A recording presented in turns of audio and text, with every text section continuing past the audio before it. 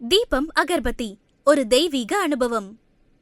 மகர ராசிக்காரர்கள் சார், இந்த குரு பயிற்சியிலயாவது அவங்களுக்கு ஒரு நிம்மதி கிடைக்குமா? ஏன்னா 7:30 சனியில இருந்து இப்பதான் விலகுறாங்க. சோ குரு பயிற்சி நடக்கும் போது மகர ராசிக்காரர்களுக்கு எப்படி இருக்கு சார்? அதாவது மகர ராசி அன்பர்களுக்கு பாத்தீங்கன்னா குரு பகவான் ராசிக்கு 3ஆம் இடத்ததிபதி மற்றும் 12ஆம் இடத்ததிபதி தான் குரு பகவான். சோ இந்த குரு பகவான் பாத்தீங்கன்னா இந்த 12 வருடத்துக்கு பிறகு கரெக்டா பாத்தீங்கன்னா இவங்களுடைய ராசிக்கு 7ஆம் வீடான கடகராசிக்குள்ள உச்சம் பெற்று உட்கார. சோ இவரு அந்த இடத்துல அமர்ந்த பிறகுதான் மகர ராசிக்காக தன்னைத்தானே உணர்ந்து தன்னுடைய வாழ்க்கையில இவ்வளவு நாட்களாக அவங்க பட்ட போராட்டம், கஷ்டம், கவலை, ஒரு நிம்மதியில்லாத சூழ்நிலை, நம்பியவர்கள் எல்லாம் இவங்களுக்கு செஞ்ச துரோகம், இதுலெல்லாம் கடந்து இவங்க லைஃப்ல ஒரு மிகப்பெரிய நல்ல மாற்றத்தையும் நல்ல முன்னேற்றத்தையும் சந்திக்கக்கூடிய ஒரு வாய்ப்பு இவங்களுக்கு உறுதியாக குரு பகவானுடைய பரிபூர்ண ஆற்றல் மூலமாக கிடைக்கும் என்பது உண்மை. கண்டிப்பா சார். இவங்களுக்கு இப்போ 2வது திருமணம் சார்ந்த விஷயங்கள் கை கூடுமா சார் மகர ராசிக்காரர்களுக்கு? இல்ல முதல் திருமணம், 2வது திருமணம், இந்த விஷயங்கள் எப்படி இருக்கும்? அதாவது பொதுவா பாத்தீங்கன்னா 7ஆம் இடத்துல குரு உட்கார்ந்துட்டாலே குரு ராசியை பார்க்காருங்கிறது அர்த்தம். அப்ப இங்க 3ஆம் இடத்துல சனி இருக்க. ஓகேவா? சோ அப்ப இவங்களுடைய லைஃப்ல பாத்தீங்கன்னா இந்த ஒரு 7.5 வருஷத்துல கிட்டத்தட்ட மகர ராசிக்குள்ள ஒரு 60% பேர் கூட 80% கூட வச்சுக்கலாம்.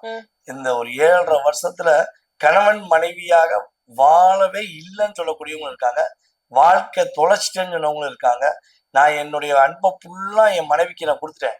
நான் என் அன்பை ஃபுல்லா என் கணவருக்காகவே என்னுடைய வாழ்க்கையை தியாகம் பண்ணேன். ஆனா அவர் என் வாழ்க்கையை மறந்துட்டு அவர் வேற வாழ்க்கைக்கு போயிட்டாரு. அவருடைய அன்பு இன்னும் கிடைக்குமாங்கிற ஏக்கத்துல இருக்குங்கிற நம்முடைய மகராசிக்காரங்களுக்கு உறுதியாக ஒரு மாற்றம் உண்டு. பிரிந்தவர்களாகவே போய் விடுவாங்க. புதிய உறவு இவங்களுக்கு கிடைக்கும். புதிய வாழ்க்கை உருவாகும். இவங்க யார நம்பி அதிகமா ஏமாந்தாங்களோ அவங்க முன்னாடி இவங்க வாழ்ந்து காட்டக்கூடிய ஒரு மிகப்பெரிய ஆற்றல் நம்முடைய மகர ராசிக்காரங்களுக்கு உறுதியா உண்டு. 2வது திருமணத்துக்காக காத்திருப்பவர்களுக்கு உறுதியாக 2வது திருமணம் முடியுங்கிறத உறுதியா சொல்லலாம். ஒரு ஷார்ட் அண்ட் ஸ்வீட்டா சொன்னா மகர ராசி வீட்டுல சுப நிகழ்ச்சி நடக்குங்கிறத குரு பகவானுடைய பார்வை மூலமா நம்ம என்ன பண்ணலாம், அக்யூரேட்டா சொல்லலாம். ஏன்னா 3ஆம் இடம்ங்கிறது இளைய சகோதர சகோதரி, 11ஆம் இடங்கிறது மூத்த சகோதர சகோதரி, ராசிங்கிறது இவங்க. ஆட்டோமேட்டிக்கா இந்த 3 பாவத்தையுமே யார் பார்க்கா? குரு பார்க்காரு. ஆட்டோமேட்டிக்கா இவங்களுக்கு திருமண வாழ்க்கை சிறப்பா இருக்கும். இவங்க வீட்டுல திருமண நிகழ்ச்சி நடக்கும் என்பதை நம்ம எழுதிச்சோம். கண்டிப்பா சார், நல்லது நடக்கும். உடன் பிறந்தவர்களுக்குமே இந்த சுப நிகழ்ச்சி நடக்கும்னு சொல்லியிருக்கோம். சோ குடும்பத்துல இவங்களோட இது எப்படி இருக்கும் சார் உறவு?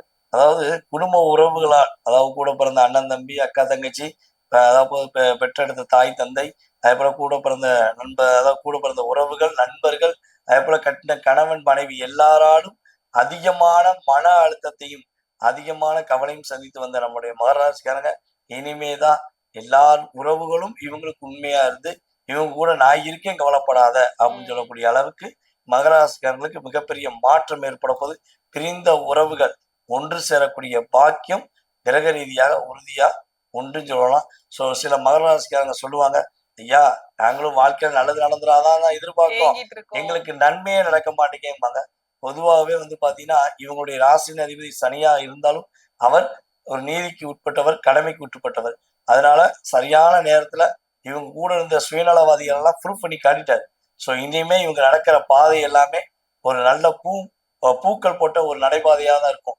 முள் குத்தி கால் வலிச்ச கவலைப்பட்டு நடக்க முடியாம போன மகராசி கூட ஜம் பண்ணி பூ இருக்குன்னு சொல்லி ஓடக்கூடிய ஒரு பாக்கியம் கிரக ரீதியா.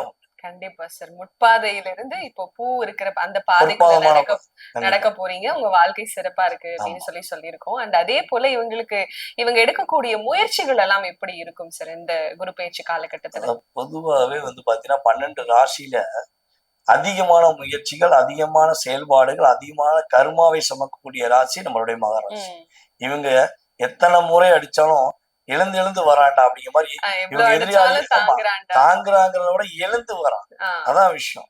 அதாவது தாங்கிட்டு அதே இடத்துல அடி வாங்கிட்டு கிடக்கிறது கிடையாது. நம்ம மகராசிக்காரங்களாம் அடி வாங்கிட்டு கிடக்கிறது கிடையாது. அடிச்சாலும் நான் எஞ்சிருவேன். நீ என்னை அவமானப்படுத்துறியா, என்னை நீ கஷ்டப்படுத்துறியா, நான் தோக்க நீ நினைக்கியா, அந்த இடத்துல வெற்றி பெற்று நீ எந்த இடத்துல அவமானப்படுத்தினாயோ அந்த இடத்துல உயர்ந்த நிலைக்கு வருவேங்கிற ஒரே குறிக்கோளை வச்சு டார்கெட் அச்சீவ்மெண்ட் பண்ண வச்சாங்கன்னா மகராசி இலக்கு எப்பவுமே மிஸ் ஆகாது.